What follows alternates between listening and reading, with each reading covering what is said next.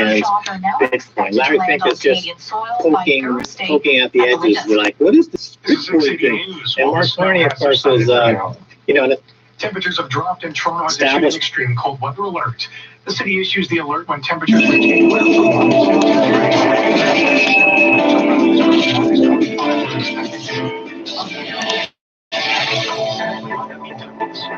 All right, Max Geyser, this is the Geyser Report. Are you following Max and Stacey on our Telegram group? We're there 24 hours a day. Just talking to people. It's t.me/orange pill. And join us, Lee. We've got about 8,000 in there now. It's going to be the liveliest party on planet Earth. So, Stacey, remind me again what's happening in the world. Right. Well, the big news in the past week is at the end of last week, a video was released of a conversation between the former Bank of England head Mark Carney, now interviewing people for the Council on Foreign Relations. So very. While playing outside at Julie Payette Public School in Whitby, officials say that kids were on one side of the fence on the school grounds, while a front-end loader was plowing snow on private property on the other side.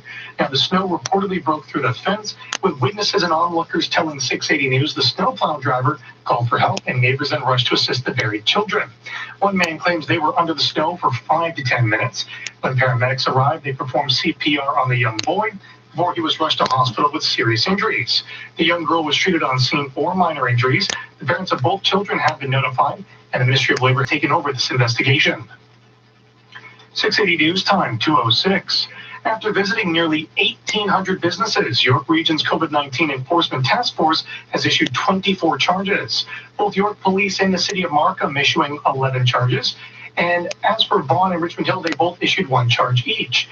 Now, the charges vary from not enforcing mask wearing to holding indoor dining services.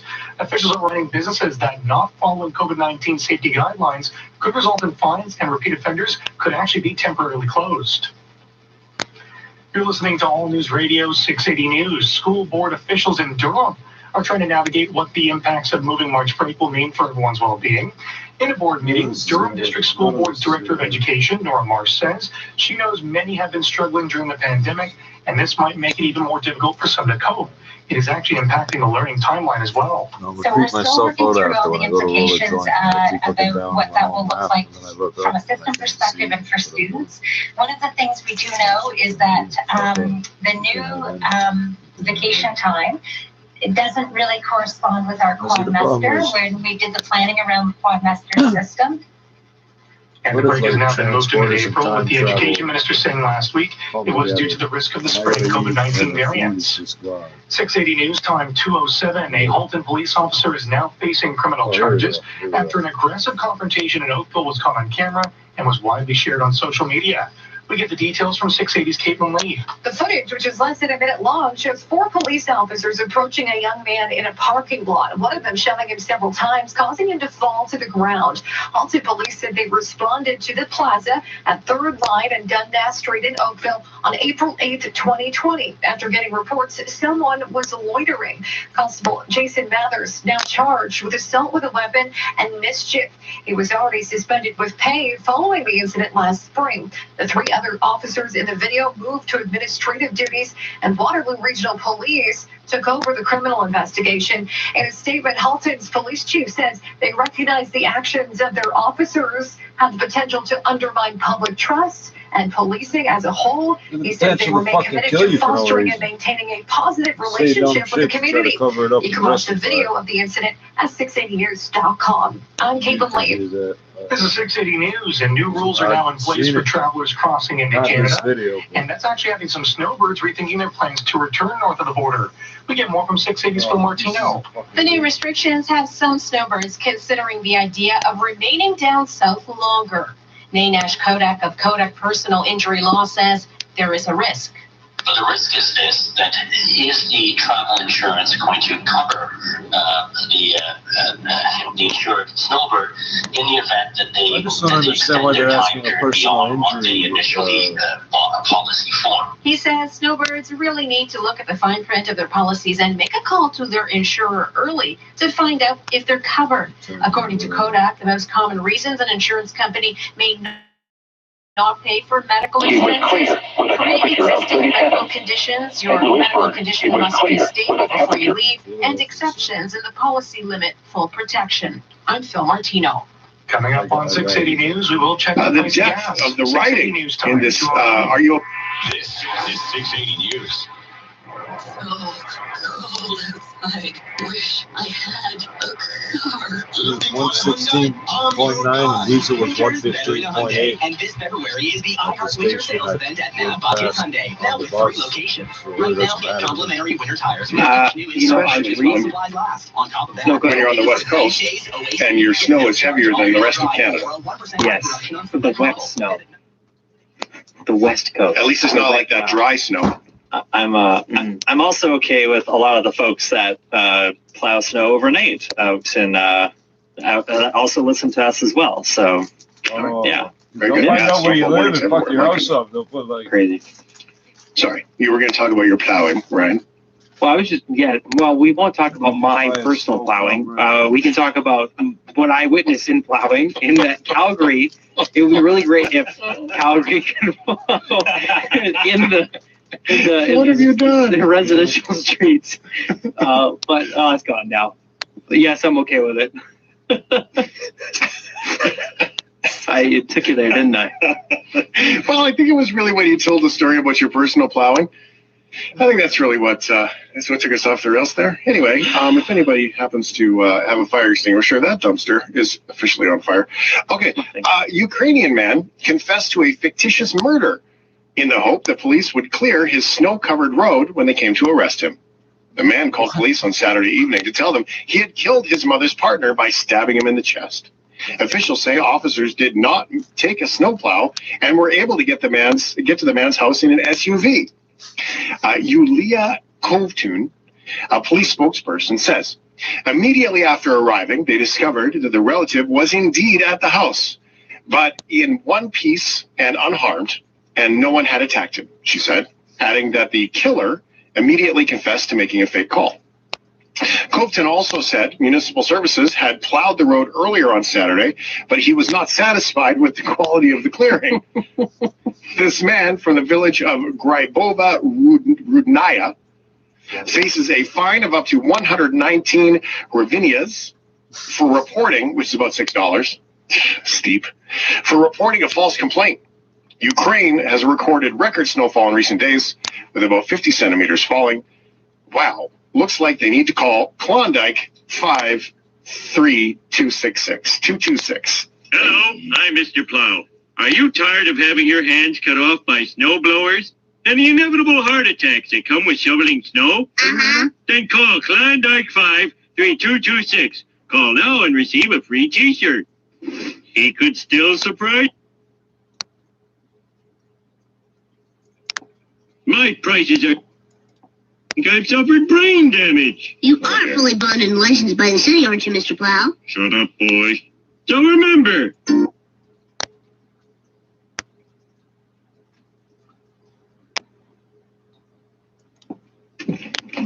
Beautiful. Catherine says, shout out to all the hardworking plow jobbers. That's definitely a way to describe them, huh?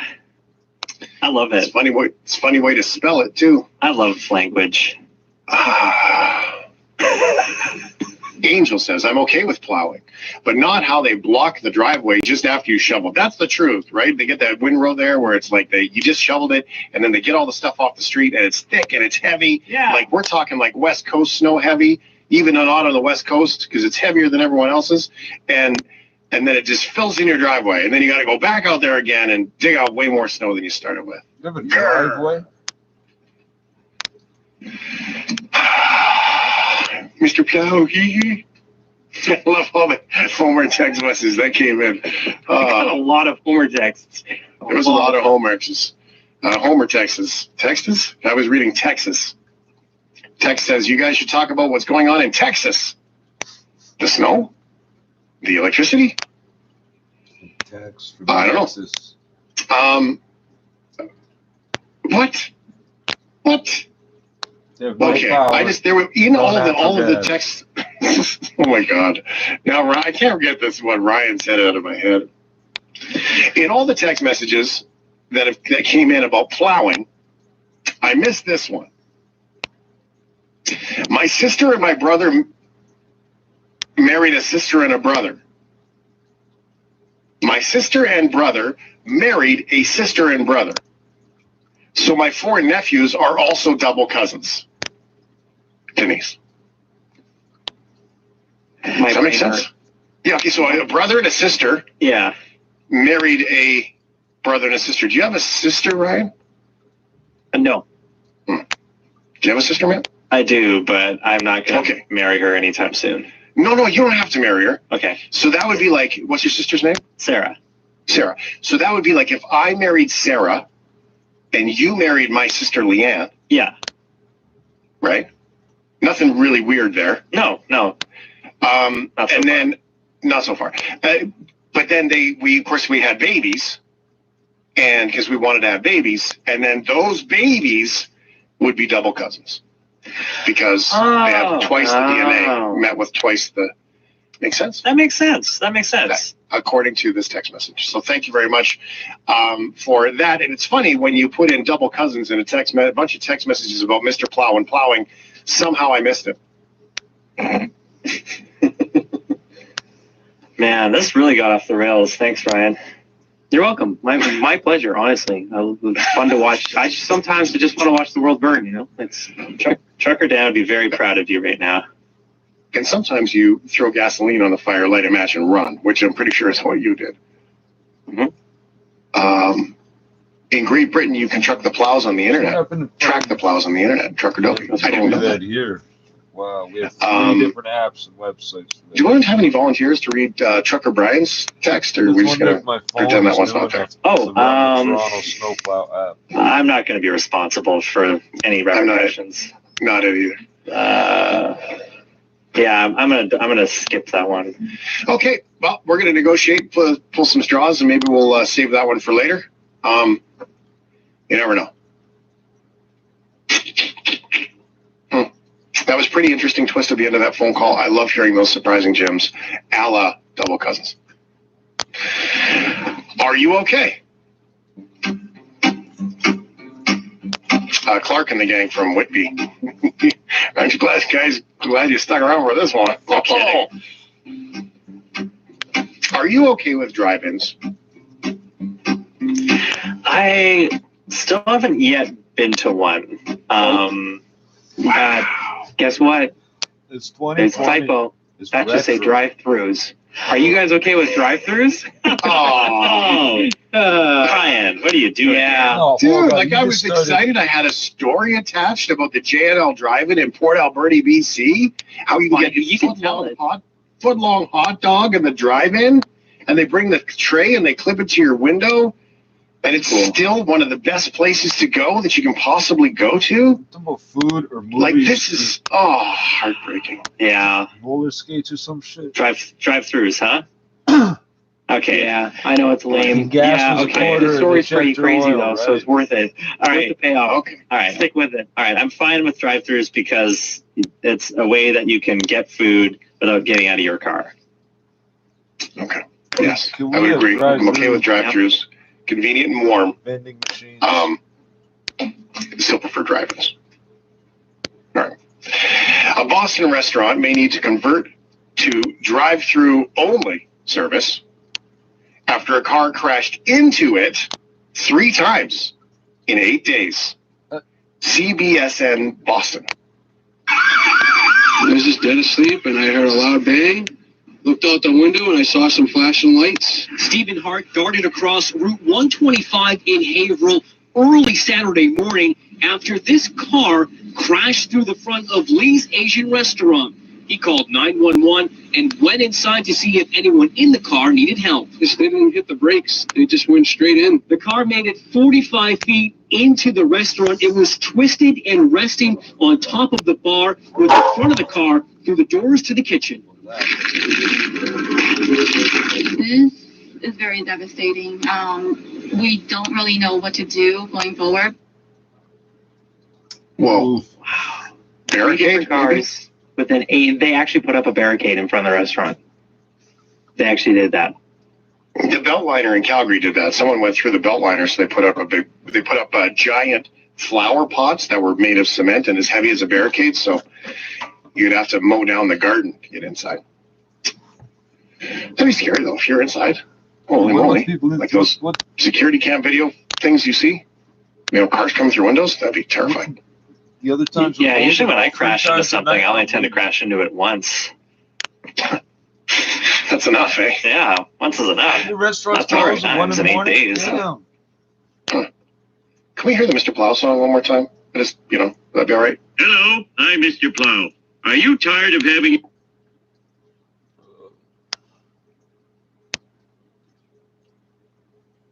Margins would be vulnerable to any fall in the iron ore price. As compared to Glencore, for example, who had results out yesterday, Glencore is taking a different tack, trying to take the ship effectively to a greener future and investing instead in copper and cobalt.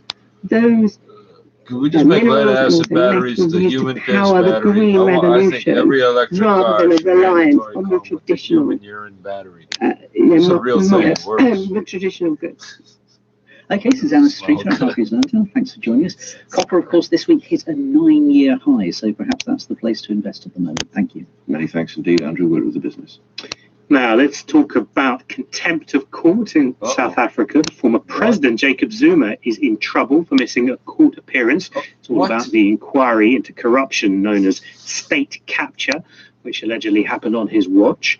The judges said he'll seek a warrant for Mr. Zuma's arrest. Now, senior ANC party officials are said to be encouraging him to appear to avoid being sent to jail, for contempt. Mr. Zuma is at his rural house, guarded by supporters who say they'll defend him against arrest. So how is a standoff like this going to be resolved?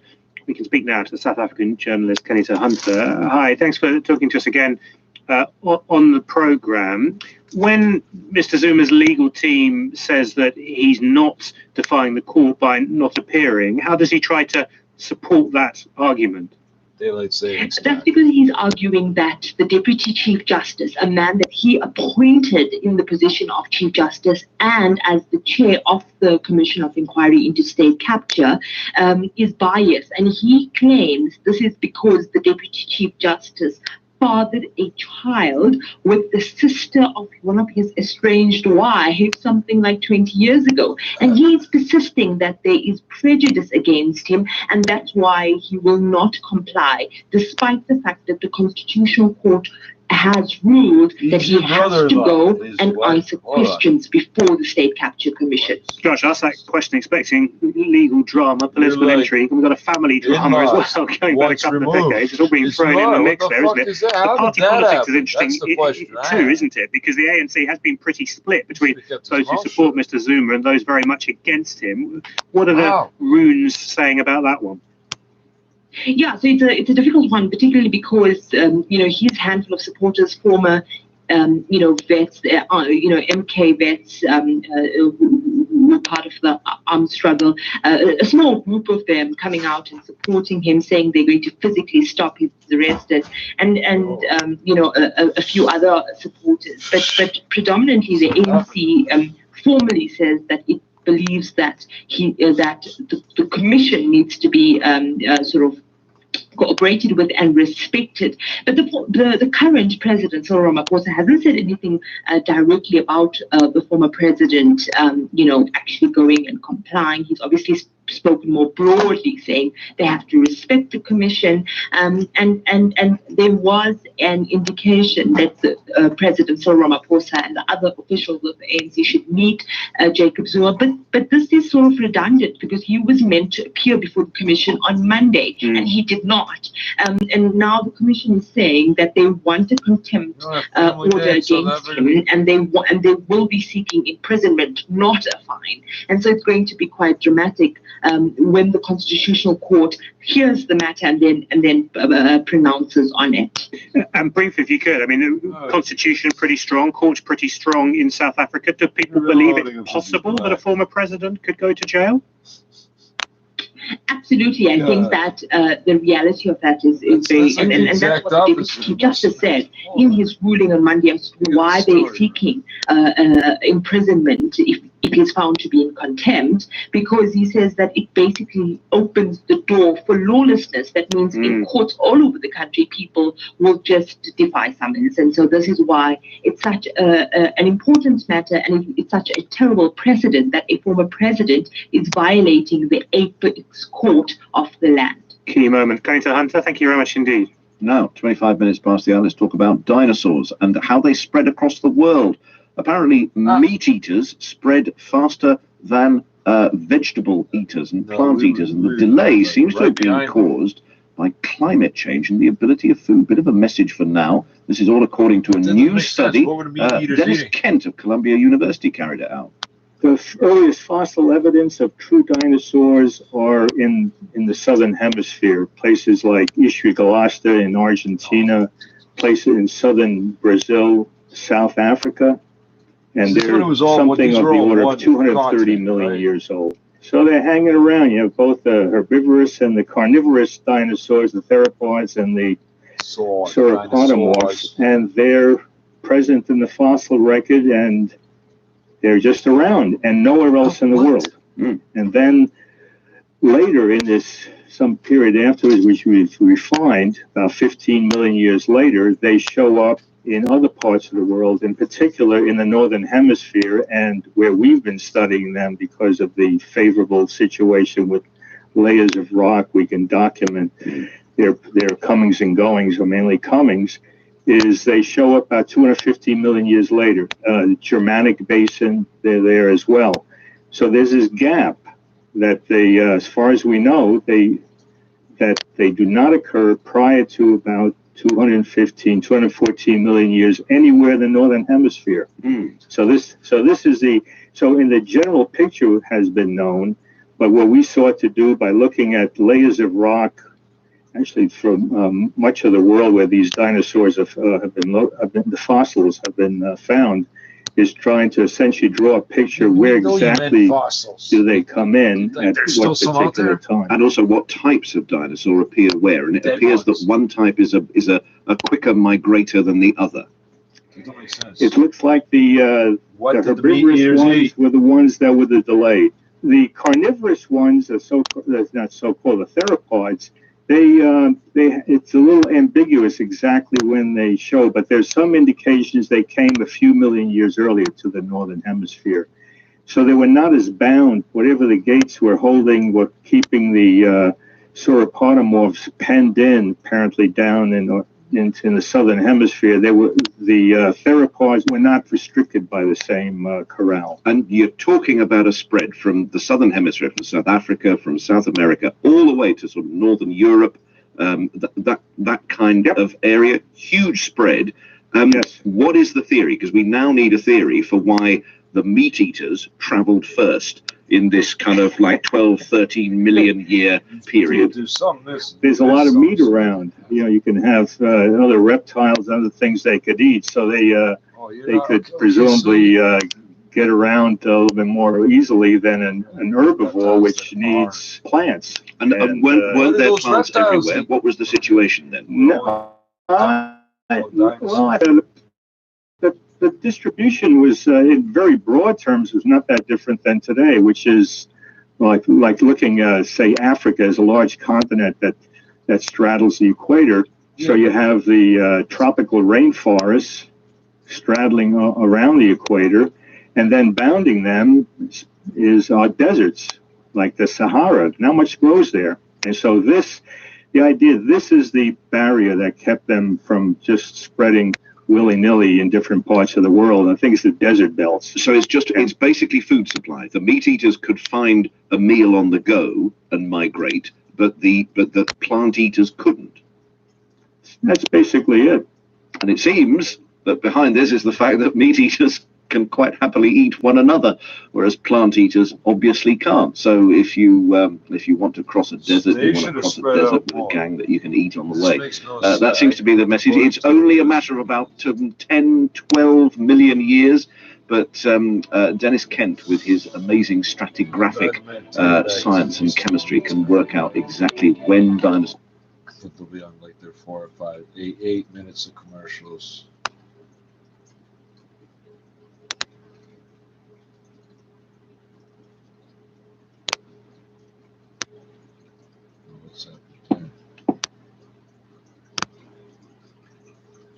support from Fidelity.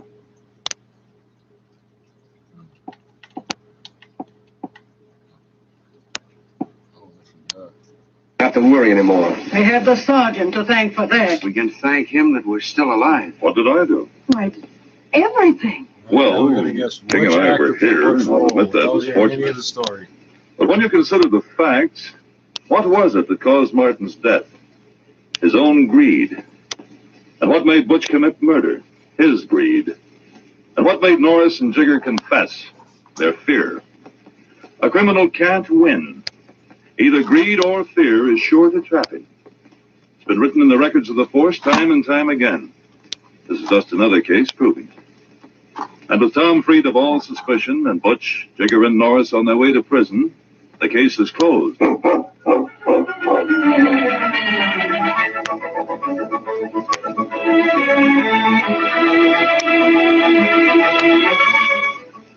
In just a moment, Sergeant Preston will give you a preview of Friday's adventure. Here's the breakfast that wins the praise of so many He-Man Hollywood movie stars. It's Winter Puff's leader. Now, I know that so far the story sounds like, oh, Greg's back at it with his boomer bashing, and I've said some unflattering things about boomers on this show, and I will absolutely stand by each and every one of them for the record. However, the reasons that were identified in the study are actually more of an alarm for a younger generation than it is necessarily a slam on the boomers. Because based on the study and based on the different factors studying, what boomers are going through and how they're living, the researcher who conducted that study essentially said it really comes down to, if we really review the work and other people who have researched similar things, we can really nail it down to the fact that modern life, the way that we work, the way that we live, how many of us are lonely, how many of us are depressed, how many of us are dealing with stress, is basically kind of like rotting our brains and bodies. Our work schedules are bad.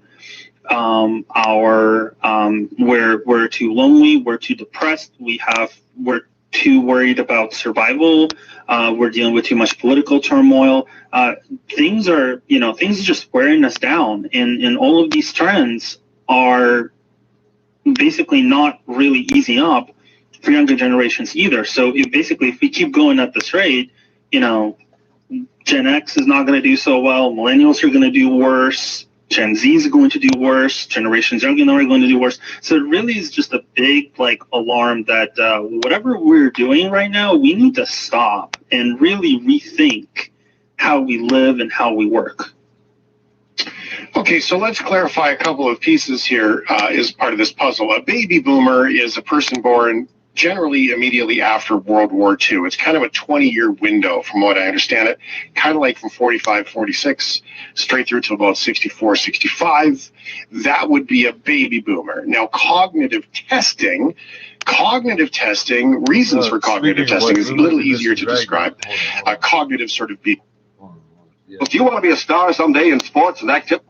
What kind of activities are we talking about?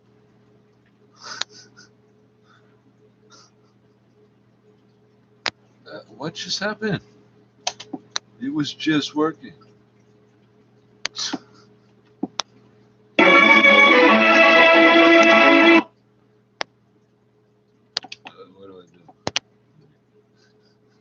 Trial in Kigali, where he faces a string of very serious charges, including terrorism and murder. It's still unclear how he ended up in Kigali, having, as a well-known opposition figure, carefully avoided falling into the hands of the Rwandan government. Our Africa correspondent Leila Natu reports on the background to the Rusesabagina case. United Artists presents the true story of a man who fought impossible odds. I cannot leave these people to die. To save what he could. They say you led the massacres. You will tell them the truth. I will tell them nothing unless you help me. It was sold as a tale of bravery, sacrifice, and heroism as ethnic Hutu extremists began their campaign of slaughter in Rwanda in 1994. A decade later, the story of Paul Rusesabagina, the manager of the Hotel Mille Collines in Kigali, was the inspiration behind the film Hotel Rwanda, about how he sheltered hundreds of people fleeing violence. He found international fame, and though some of his critics claim he exaggerated his role, in 2007 he told reporters about what he'd done during the genocide. People often ask me, "Oh, how did you decide to risk your life to save others?" I simply tell them that I never took a decision. I saw people come to my house, and when people came to my house, I didn't have the heart to abandon them and leave, to be evacuated on my own. Having left Rwanda in 1996, he became a Belgian citizen and later moved to the US. But the film gave him a platform to criticize Rwanda's President Kagame. He's been in government since 1994, winning international praise for helping the country turn around, but has also been accused of cracking down on political opponents. The circumstances surrounding Paul Rusesabagina's arrest in August last year are still unclear. Rwandan officials claimed he was detained under an international warrant for leading terrorist movements, but that's something his family disputes. Power that you would use. Fact, you're being mighty mysterious. I have to be, until I'm sure. You can trust me. Oh, it'll be better if you don't know anything about it. But Jeff, wait! Go back to sleep, Tony. I'll see you later. International lawyer, which is allowed in Rwanda. He has been denied his confiscated his case file, so he hasn't seen what's being accused, what he's being accused of. Damn it. Oh.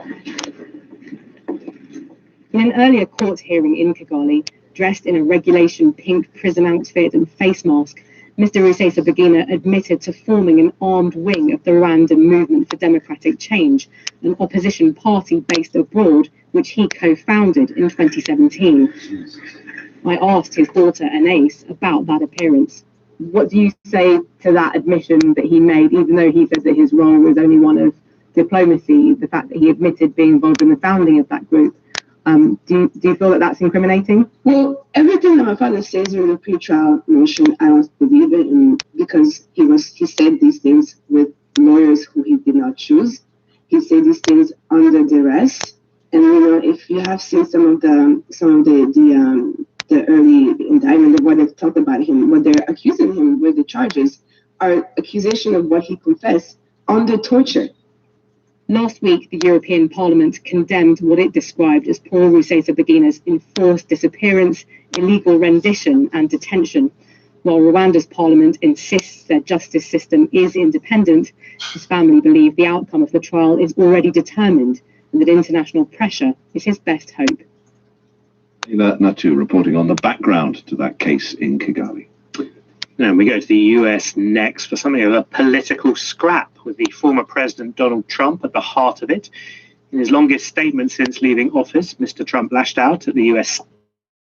There have been studies that said, it's entirely possible that we're seeing some of these results because a lot of baby boomers were exposed to a lot of lead and a lot of air pollution before we really started cleaning up our act in North America.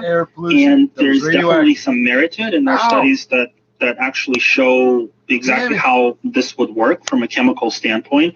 But you can't really blame all of it on this. There's also the lifestyle choices that a lot of people have made since, and then obviously there was that idea of we are essentially going to take factory life and we're going to base everything on factory life. We're going to base everything on performance. We're going to run the world like a factory, even though it no longer needs to. And we're going to try and push these efficiencies out of people who don't really need to be efficient because they're not making widgets. They're doing research. They're writing software. They're doing services. They're trying to, solve complicated problems for others. We don't need to run the world the way that we have been running it anymore. It's not, we've taken the industrialization model as far as it could go, and we've pushed way beyond it. And all of these things that I just talked about contribute to that. So really what we have to do is we have to, as crazy as it sounds, we have to kind of do a hard stop and say, we really just need to rethink at this point everything. Are we, we need to worry about, are we, going to start polluting the air too much again? Are we being exposed to things that might be detrimental to us? Are we working too much? And if so, what is the right work-life balance? How do we actually solve all of these problems? How do we take care of mental health? It's really, it sounds like a lot because it is a lot, but this is what happens when you take problems that people have been worried about for 40 years and do absolutely nothing about them. Okay, that's interesting. What about social pieces of the puzzle? That's kind of the work piece of the puzzle. Do not long outlast their time in office. So is Trump able? Smoking was really at its peakest of peak things. I honestly don't know. I haven't seen any studies about that. I have no idea. It's interesting to look at any data on it. Isn't it interesting to look at the alignment of so many pieces of this affecting that generation? Now, if I look at my parents, which would be boomers, they're early boomers, but they're boomers. They are... Die for the common cold. How the fuck they were tired. They were so incredibly hardworking. And there was nothing, it was the classic work hard, get ahead, change your life, get to a point, and then retire. And all of their friends are the same. They worked hard, they did the hard decisions, they got the kids the education. That generation seems to have provided more to their families and their kids, financially to their legacy, their estate, more than any of the other generations for like a big shift, right? You sort of hear of families in the 20s and 30s where, grandma and grandpa died broke. And then you got these boomers that worked so incredibly hard to the very end. Is that just such an impact? How long could they possibly Pastor won't realize that people share similar feelings, and sometimes it doesn't really matter where you come from. When I was in one of the volunteering camp, so those were, the flooding camp, these were the families, their home were flooded. They no longer have a house, they no longer have a home to go back to. And I see a very humanistic side, that we're all human, we all have this common... They're all in the midst of all that.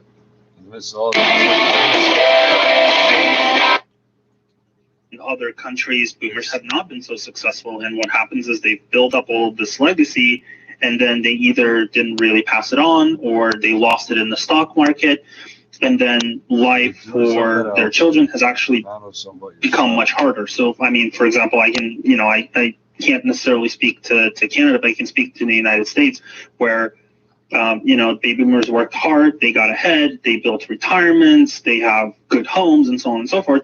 But their children and grandchildren are objectively worse off because everything costs so much more, and the money that got the boomers where they are, even adjusted for inflation, doesn't get younger generations to the same space. And then on top of that, a lot of them lost money during the Great Recession and have never really been able to rebuild their full nest eggs. A great deal of boomers are actually not really very well set up for retirement, and they're going to have to rely very significantly on Social Security. And again, that depends by country, that depends by individual case, that depends by generation. All of these problems, and I think it's important to note that all of these problems, we can talk about the general trend, and that's mostly what I've been doing. But if you really zoom down based on individual skills and socioeconomics and personal lifestyle choices, the story plays out very differently in different groups and different individuals and different families. Well, there certainly is a long list of things that changed after the war. The kinds of industry that were there, the growth of industry that were there. This is like post-depression into the war, like a long haul of stuff that really got moving. And I did read some reading on this, that there was Lots of vaccine talk about that, and there was lots of vaccines in the 50s and 60s, but there was also tons of vaccines in the early 1900s. So that's not really indicative specifically of that. But it is remarkable to look at vaccines, look at smoking, look at television was a text that came in. And Cat and Gimli, I'm a later member of the Boomers. What changed for this generation? Television. People taking their entertainment passively for many hours a day. People who are active and engaged don't get dementia at such high rates. Makers, creative people use their hands and their brains more actively, remain more alert and involved. They don't vegetate, they live. And so that's a good point, directly from Cat, who's a boomer. So there are so many variables in this, Greg. I'm glad you brought it up because it really is kind of interesting to look at that generation as almost being completely upside down from the generation before it. Yeah, it is very much the case, and she's absolutely right. Keeping busy, using your hands, having hobbies, et cetera, it's all extremely important to stay above dementia, to stay sharp as you get older.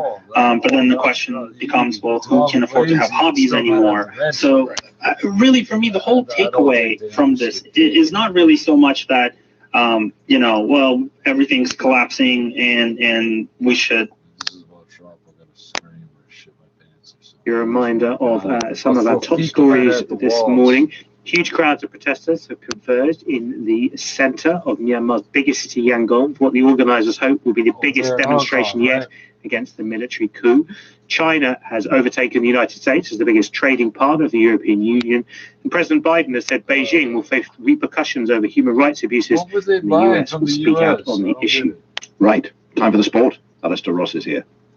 Americans all want to win Europeans. Thank you, Lawrence. And it's all about Kylian Mbappe this morning. He netted a sublime Champions League hat-trick for Paris Saint-Germain to upstage Barcelona's Lionel Messi in Barcelona. And if you're fine with other people having a crappy time trying to get somewhere, there's some things you need to look at yourself and talk about. And that really, like I said, for me, it really underlines the thought of if there's indications that we are stressing ourselves out too much, if we are impacting our minds, if we're doing, if we're really not thinking about the changes that we're making, we need to stop and really think about what we're doing and why. It's an interesting perspective, and you're right, man. We need to look at the way we live our lives. Absolutely. One last text here for you from Rob. Greg Fish is one of your best guests, hands down. No, thank you so much. Thanks, Greg. Great to talk to you, brother. Always a pleasure. Greg Fish, spacedoutradio.com. I'm Shane Hewitt. It's The Shift.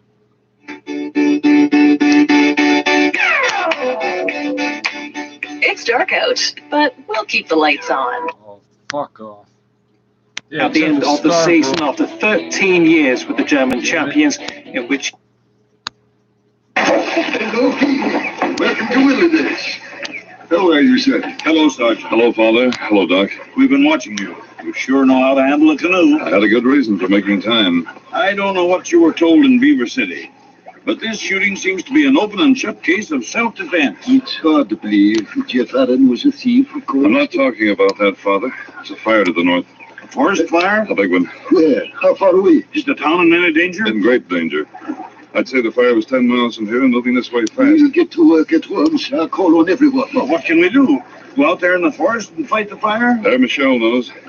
Cut the trees down all around the town, dig trenches. When the right time comes, start a backfire. Wind is strong from the northwest. Yes. We must pray that it changes. There's not much chance of that. Then we must work hard. Doctor, a forest fire is a terrible thing. The Sergeant is right to be concerned. Our town, our very lives hang in the balance. I'm going to see Ben Corbin, Father. I'll be back as soon as I can. The post is at the end of the town. Yes, I can see the sign. Come, Doctor. There is no time to lose. Yes. The sergeant and King ran down the main street toward the trading post, while Père Michel and the doctor aroused the town to the danger that threatened it. Ruth saw the sergeant coming and hurried to warn Ben. The sergeant will be here in a minute. Yeah, he made fast time. Must have left Beaver City almost as soon as I did. Good thing we got Tony out of the way. Yeah, not much leeway. Yeah, it's the sergeant's dog. Here they come. Sergeant Preston? Yes, you Ben Corbin? That's right. I'm ready to answer any questions you have. The questions can wait. How many men do you have working for you? Why, Ruth here and Tony. But Tony's making a trip to the Siwash village on Rocky River. That's north of here. Due north. How long ago did he leave? Maybe in half an hour. But he won't be back for a week. But there's nothing he can add to what I have to tell you, Sergeant. This Tony, how much experience has he had in the woods? Why, he's pretty much of a tenderfoot. The trail's well marked, though. Danger signals will mean nothing to him. I'll keep right on going until he's trapped. Trapped? He's heading straight into a forest fire. Ben, you and Roof report to the doctor and Père Michel. I'll go after your man, Tony, and bring him back. But there knows no need. I mean, he'll have sense enough to turn around if he sees the forest ahead of him is burning. If he waits until he sees that, it'll be too late. Go on, report to the doctor. I'll get Tony. Come on, King. Sergeant and King took the north trail out of town. Preston, in superb condition, ran easily at a pace that he knew he could keep up for at least an hour. King ran by his side. The warning scent of the distant smoke became increasingly strong. There was a rustling sound in the forest, but it was more than the wind through the trees. It was the sound of the small game hurrying through the underbrush toward the lake, lying before the fire. In his heart, King felt the same urge they did. He knew he was heading toward a fierce and ruthless enemy, but his place was at his master's side. And if the sergeant had plunged into a furnace, he would have followed him. 1 mile slipped by another, then another, and then, on the trail ahead, they saw the man they were looking for. Tony! Wait! Sure thing. You must be Sergeant Preston. Ben said that I wouldn't have to talk to you. You're coming back to the post with me. There isn't much I can say. You don't have to say anything. Save your breath for running. What? Fire. Forest fire ahead of you. Can't you smell the smoke? Yes, I've been noticing it. I thought it was a campfire. It's the biggest campfire you ever saw. Give me a lift up this tree. I'll climb to the top and see how close it is, how much time we have. All right, sir. The sergeant pulled himself up to the first branch, and then climbed to the very top of the tall pine. There he saw a terrible sight. The fire, until that moment, had been creeping along the dried needles and underbrush on the floor of the forest, engulfing each tree as it reached it, the flames shooting up the trunk. But now the heat was so intense, they began leaping from the top of one tree to the next. It was a crown fire, devastating, racing with the wind. Swiftly, the sergeant climbed down to the ground. Sergeant, I just saw a bear. You'll see every kind of game there is before we get back. They're doing what we have to do, run for our lives. Let's go. We can't take the trails too far. We can make better time. There's an inlet of the lake that's closer by a mile. In this direction. Straight through the forest? Follow me. The route the sergeant had chosen was the same that all the wild game was taking, the shortest route to safety. As the men ran, they saw more bears, caribou, and moose, foxes, wolverines, and wolves. But the animals paid no attention to the men, just as the men paid no attention to the animals. All were trying to escape from the great destroyer, fire. Fire coming, Tony. All right, it's getting hotter. It'll be worse than this before we reach that lake. King had renounced his wild heritage to give his loyalty to a man, and so it was that he paid no attention to the animals who shared their plight. But as he ran, he heard another sound and another scent, the scent of a human being. There was a man somewhere in the forest to his right, and he was groaning. King leaped up and nipped at the sergeant's tunic. What is it, boy?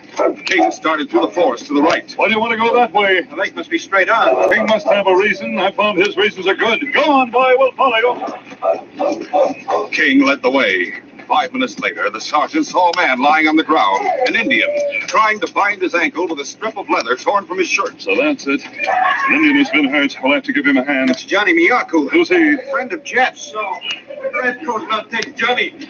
Johnny not do wrong. No one said you did any wrong. What's the matter with your ankle? Johnny trip and fall. Oh, let's see. Bad sprain. I'll bind it tight. You'll be able to put a little weight on it. We'll both help you. Fire come. We know that. We want to get to the lake just as much as you do. Johnny not you, Jeff. Jeff, friend of Johnny. It's big fella shoot Jeff. What's that? Sergeant, I saw an Indian outside the store the night Ben shot Jeff. Johnny must have been the one. And we have another witness besides Ben. No. Sorry, I have to get it tight, Johnny. What did you see in the store? Ben reaching safe, come out with gun. Shoot Jeff. You sure it wasn't Jeff reaching in the safe? No, Ben. Johnny know what Jeff do. Him try and make Ben get back gold. What gold? Gold Ben get for furs. Furs roof sell.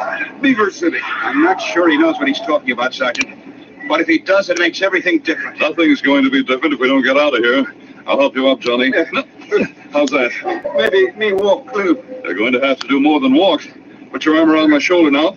That's it. Help him from the other side, Johnny. Right. That may hurt, Johnny. It just means you're light. Come on. That's it, King. Break trail for us. On to the lake, boy. But now the hot breath of the fire was on them. The heat became so intense that the green needles of the pines turned to brown before their eyes. A single spark would ignite them, and not sparks or brands, but great tongues of flame were racing toward them through the tops of the trees less than half a mile back. Johnny Miaku forgot the pain in his ankle, freed the sergeant and Tony, and ran with them on equal terms. A roar, the roar of the fire, filled the forest and drowned out the frantic cries of the animals. But the blue waters of the lake were just ahead. There it is. Come on. I can't breathe. Keep running, Johnny. I will. All right, Johnny. Good. Come on now. And with the moose and the caribou, the bears and their cubs, the foxes, the wolverines and the wolves, and all the small game of the forest, they burst from the raging inferno and sprinted across the beach. The welcome coolness of the lake received them, and they waded far out. This is far enough. You can stay here. I'll come down whenever you see any burning wood coming your way. The sergeant was pulling off his boots and his uniform. What's the idea, Sergeant? Keep these for me. And my gun, here. I'm going to swim across the corner of the lake to the town. I can get there before the fire, I think. I'll need everyone's help. I'm not a very good swimmer, but I can try to make it too. No, you stay here with Johnny. When the fire burns itself out, you can follow the beach to the town. Be sure to bring Johnny with you. Looks to me as if Ben's been lying. He has. He murdered you. We'll see about that. Come on, King. The man and dog struck out across the corner of the lake, and as they watched, the fire burned down to the northern shore and then started around the long curve toward the town. Should be there in time to help them start the backfire, King. I hope they don't get panicky and start it too soon. 10 minutes later, they ran up the beach in front of the town and hurried on to the point where Père Michel and the doctor were directing the firefighters. A strip of ground 6 feet wide had been dug up all around the village, and now they were waiting for the onslaught of the Holocaust. Sergeant, listen at last. I do not know exactly when the backfire should be lit. Now, Père Michel, now. Light the fire! Men, women, and children set fire to the undergrowth on the side of the dug-up ground away from the town. The wind was blowing toward the town, so the backfire tried to burn in that direction, but it was stopped by the strip of bare ground. Then it began to inch toward the forest, burning against the wind. 3 feet, 4 feet. Then it felt the terrific suction caused by the forest blaze, and the backfire leaped forward to meet its terrible brother. When the crown fire struck, there was 100 feet of bare ground surrounding the town. We've lit it! We haven't finished yet, men. Get to your homes. Let down the roofs. There'll be sparks falling on them. Yell for help whenever you find a spot. The sergeant was everywhere during the next half hour, and King worked too. It was he who found the blaze behind the general store that might have wiped out the entire village. But his frantic barking brought the sergeant with a crew of men, and the threat was eliminated. Everyone in town was blackened by soot and gasping for breath when the fire had swept on. Thank God it's over. But think of it. Miles and miles of forest destroyed. It'll burn itself out, Father, when it reaches the eastern marsh. At least the town is safe, and so are my children. I had no chance to ask before, Sergeant. You found Tony? Tony and Johnny Miaku. I left them on the far north shore. That reminds me, I'd better get my business settled with Ben Corbin. I'll see you later, Father. The sergeant found Ben and Ruth in the company store. Ben was perfectly willing to tell his story of the shooting. The sergeant listened in silence. But when he had finished... Where was Jeff standing when he fired at you? Why, right in front of the safe where you're standing now. And you were... Over here, in front of this door. Where does bullet hit? I don't know. Well, it must have landed in the woods somewhere behind you. I'll take a look. Yeah, that's right. Strange, I can't see any bullet in the wall. Why, I pulled it out, Sergeant. Did you, Ruth? Here, this is a hole. This is where I found it. Oh, doesn't look much like a bullet hole. And I happen to notice a bullet embedded in the rafters over here in front of the safe. Look up there. See it? Could Jeff have fired straight up in the air? No, his gun was leveled at me. Then, Tony said there was an Indian outside the store who might have seen the shooting. Well, I know he said that. He must have been dreaming. I didn't see any Indian. There's another thing. How'd there happen to be gold in the safe? Why, that's where I keep it. Where else? Was there much of it? About $4,000 worth. And Jeff knew about it? Sure, he saw me put it in there. But, Ben, you pay the Indians for their furs and trading goods, and you don't do any business with the townspeople. $4,000 in gold, where'd it come from? Why, I just had it. It belonged to me. Oh. Someone coming, King? Yes, Tony and Johnny Miyako. Johnny Miyako? Hello, Tony. Sergeant. Hello, Johnny. Oh. Johnny was afraid of the Northwest Mounted Police until this afternoon. You're not afraid anymore, are you, Johnny? No, you good man, Sergeant. Good man, like Jeff. He's told me everything, Sergeant. Jeff hired him to follow Roof when he went south with furs. Roof sold a lot of them in Beaver City and pocketed the money. Of course, he and Ben were going to split. Here's your motive for the murder. Murder? What murder? Johnny see you shoot Jeff. Jeff not draw a gun. How about that, Ben? Well, I'll tell you, Sergeant. You haven't got a gun, and I have. You're all covered up with your hands. Tony's got a gun in his belt. Thanks for bringing it back, Tony. Get it, Roof. Right. I may be wearing borrowed. You're under arrest in the name of the Queen. Am I, Sergeant? Well, you'll never take me to jail. How do you expect to get away? I'll tell you, it's almost dark. When it's really dark, Roof's going out and start a few fires. While the town's fighting them, I'm going to shoot you three, and we'll set fire to this building and you'll burn up with it. I can follow that. It's entirely possible there may be small fires in town right now, smoldering where no one can see them. People wouldn't think it too unusual if a big fire broke out, and the whole town would start fighting it, that's sure. I don't think they'd hear 3 shots. No, neither do I. And if this place burns down and we're in it, who will know that we've been... Nobody, Sergeant. Nobody at all. Just keep your hands up and stand right where you are. But King had been creeping along the floor toward Ben. Both Ben and Roof were watching the sergeant closely and didn't notice the dog until he was directly below Ben's gun hand. Then the sergeant rapped out a command. Okay.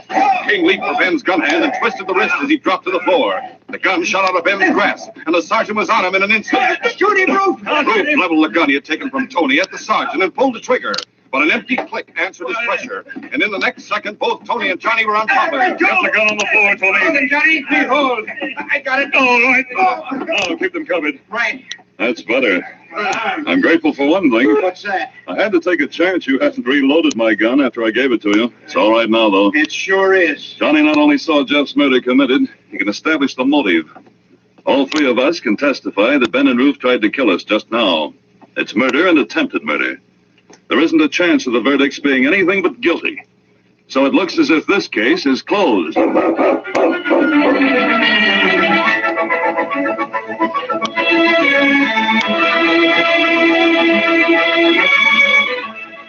Now, here's Sergeant Preston with a preview of our next adventure.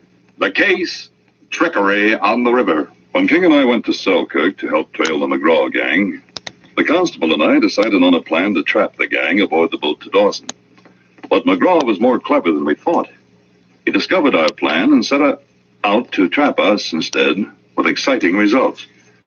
Be sure to listen to this exciting adventure Wednesday.